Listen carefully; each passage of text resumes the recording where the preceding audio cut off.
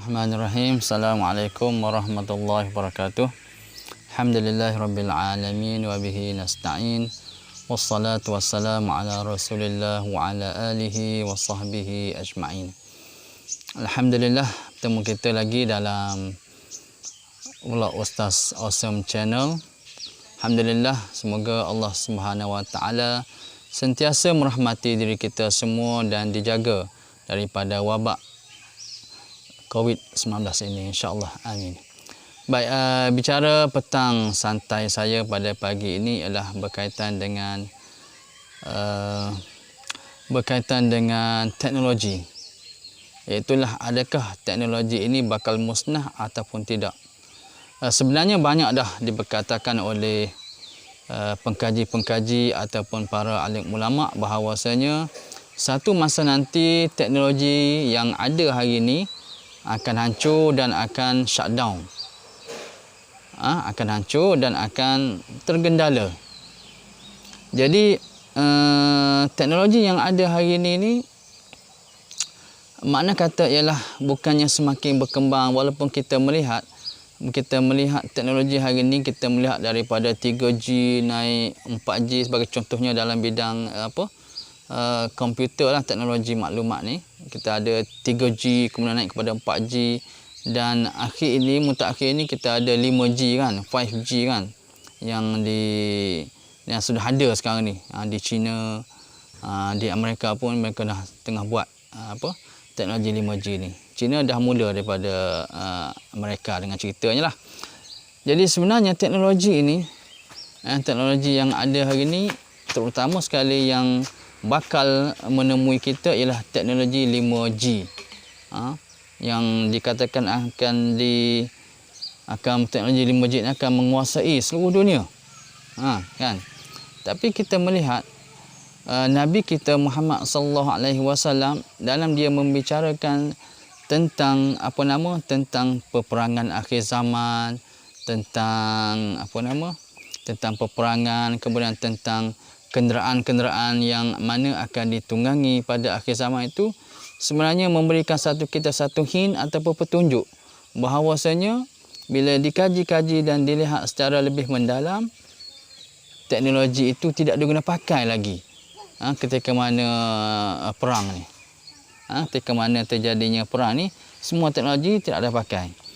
Nabi kita ada kalanya dalam hadisnya dia bercakap secara lafaz hadis tu, ada kalanya secara terang-terangan, hakiki, jelas kan. Ada juga Nabi dalam hadisnya dia bercakap secara majazi ataupun majaz ataupun secara kinayah ataupun secara lafaz yang tidak jelas. Kadang-kadang dia terpaksa kita fikir 2-3 kali tentang apa yang dimaksudkan. Jadi hadis yang berkaitan dengan peperangan di akhir zaman ini, Nabi banyak menggunakan lafaz, sebagai contohnya tentera pada masa itu, tentera Islam banyak menggunakan as-suyuf ataupun pedang dalam bahasa Melayu. Suyuf tu adalah bahasa Arab.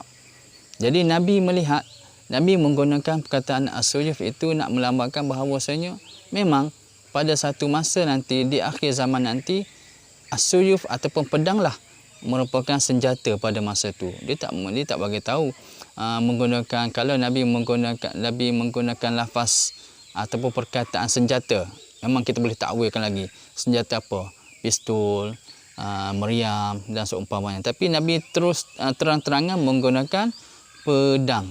Jadi pedang ni kita tak boleh nak takwil lagi lah pedang yang macam mana. Memang pedang macam tu lah. Sama ada di zaman Nabi pedang pun macam tu juga, tajam macam tu. Dan di zaman kita pun memang sudah diketahui pedang tu macam ni lah rupanya. Kan? Okey. Tu dari segi lafaznya kita boleh ambil bahawasanya satu masa nanti Nabi menggambarkan bahawasanya peperangan akan terjadi, manusia ataupun tentera pada masa itu menggunakan pedang. Kemudiannya juga ada menggunakan al-khuyul. Al-khuyul ni bahasa Arabnya, al-khuyul bahasa Melayunya adalah kuda. Ni satu lagi beri petanda kepada kita bahawasanya kuda akan digunakan pakai kenderaan tunggangan pada masa itu untuk berperang. Dia tak bagi tahu menggunakan, misal kata Kalau kereta kebal kan, kereta kebal bahasa Arabnya ad-dabbabah. Dia tak bagi tahu menggunakan kereta kebal. Kalau ada, memang Nabi akan bagi tahu dah menggunakan menaiki kereta kebal. Tapi Nabi terang-terangan menggunakan perkataan al-khuyul, itulah kuda. Di sini kita dah dapat petunjuk pedang, kuda dan seumpamanya. Baik. Ini menunjukkan kepada kita teknologi sudah tidak ada pada masa itu lagi dan tidak diguna pakai oleh tentera pada masa yang akan datang. Okey.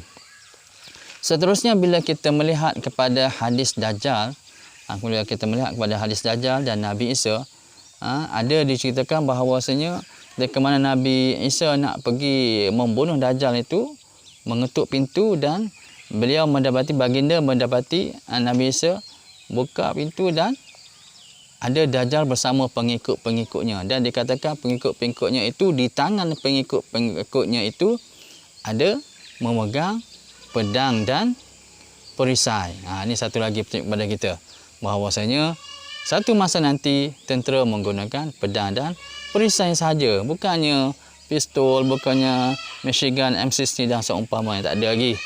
So jangan duk khayal lah nak gunakan teknologi yang lebih tinggi-tinggi lagi. Mungkin pada masa sekarang ni kita boleh gambarkan lagi teknologi. Boleh buat teknologi virus. Boleh tekan switch dah sampai dah senjata kat sana, negara jauh kan. Tapi pada masa turunnya Nabi Isa alaihissalam, dia tidak bawa machine gun, dia tak bawa pistol berdiri dan seumpamanya. Tapi dia bawa apa yang ada di tangan Nabi Isa. Dikatakan di tangan Nabi Isa tu ada tombak. Nabi Isa membunuh Dajjal dengan tombak itu sendiri. Okey.